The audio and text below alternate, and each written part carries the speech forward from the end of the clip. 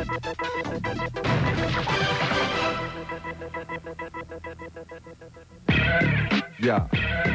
Yeah. Yeah. Yeah. Yeah.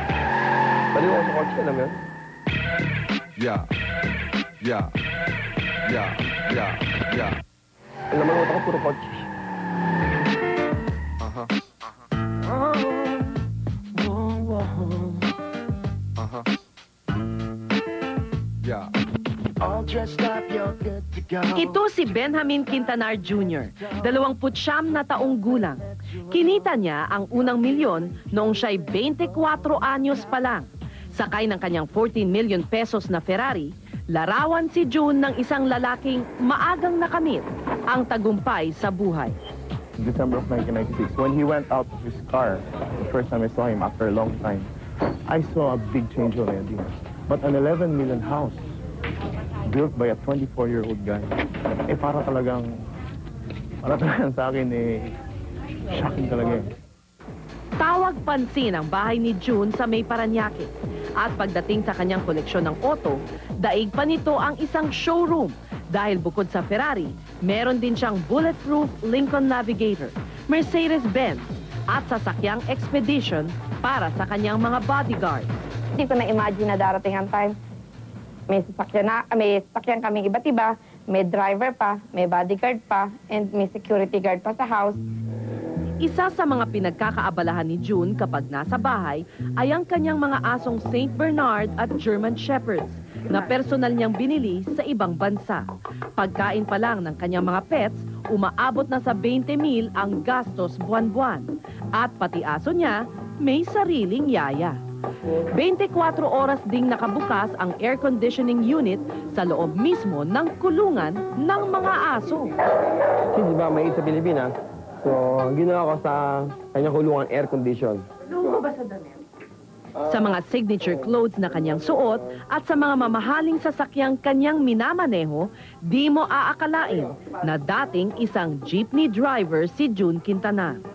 Binalikan ng People ang Oranbo, Pasig kasama si June, ang lugar na kanyang pinanggalingan at ang lugar na naging saksi sa kahirapan na dinaanan niya. Tandang-tanda pa ni Noel de la Cruz, tiyo ni June at may-ari ng jeep na kanyang minamaneho, ang binatilyong nooy nagpupumilit mamasada para makatulong sa magulang. Mangyari kasi walang-wala rin sila eh. So ako naman, isa pa lang tong jeep namin. May lumalabas na yan. Pero laging makikiusap yan pagka kakailangan. Pag magmamatrikula dahil walang pambayad ng matrikula ng mami niya. 5 anak namin ni Mami, nakita ko lang yung kakaibang sipag ni June kasi sa magkakapatid. Totoo yan. Kasi siyang masigasig siya sa mga trabaho sa bahay. Pati sa pagtulong sa amin, siya rin ang nag-asikaso. Yung bata ako, alam mo ba? Ibang kami ng istaw, bitukan ng manok, dulo ng manok. Ano yaw? Nagdaanan mo lahat? Oo, tapos Pero kanin baboy. Kinuko ko para sa baboy namin. Pangalawa si June sa 5 magkakapatid. 4 sa magkakapatid na Quintanar ang nasa kolehiyo noon at hindi na kayang pag-aralin ng sabay-sabay. Kaya't para makatulong sa gastos, nag-aral sa umaga si June at sa hapon, namamasada siya ng jeep na biyaheng Pasig-Quiapo. Pag ligo pag umaga, pauwi sa gabi. Alam mo ba yung mukha ko? Dumi-dumi ko, amoy krudo ko, may gasolina.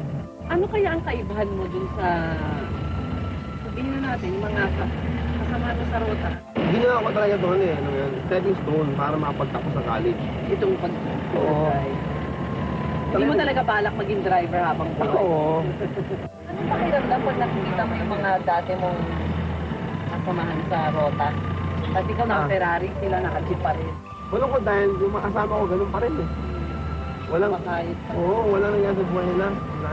Nung iniwan ko sila sa Pasig Quiapo, hindi ba matanda na, ganun pa rin. Mula 1989 hanggang 1995, laman ng lansangan si June bilang tsuper. 1996 nang magbago ang takbo ng kanyang buhay. Mabilis ang naging asenso ni June sa bago niyang hanap buhay. Sa loob lang ng 10 buwan, kumikita na siya ng ₱250,000 sa isang buwan. Nataranta si June sa bago niyang estado sa buhay. Sino nga ba naman ang hindi matataranta kung kumikita ka ng halos 3 milyon kada buwan? Natupad ni June ang mga panaginip. Hindi lang siya nakabili ng sariling bahay at mga magagarang sasakyan, kundi nakakapagbakasyon din siya sa mga lugar na eksklusibo at para lang sa mga mayayaman. Welcome to the real world, she said to me, condescendingly. Take a seat, take your life, plot it out in black and white. Sa kanilang opisina sa Green Hills, kilala si June Quintanar na kabilang sa Millionaire Circle.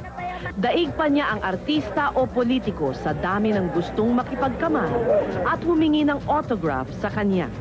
Si Professor Jerry Apolonio, isang sociologist mula sa Ateneo, ay nagbigay ng paliwanag kung paano naging numero 1 si June Kay sa kanyang napiling trabaho. Kailangan maboka ka. Yan yung first, unang quality. Second nga yun, industriousness. Karamihan palagay ko na nagsasucceed sa networking, sila yung may eagerness really, yung talaga andun yung desire to earn. Nabago ang buhay ni June Kay sa paraan na tingin niya ay legal at wala siyang akang tao. Kaya kung maaari niyang ibahagi ang swerteng dumating sa kanyang buhay, ay bukas loob niyang ginagawa ito. Kapag may dumating ng magandang opportunity, sugamba nila. Lahat ng mga gift na meron siya, galing sa Panginoon, gamitin niya lahat para makuha niyang goal niya sa buhay niya. If you become successful, dapat isoli mo rin sa tao. Lahat naman ito, hiram lang.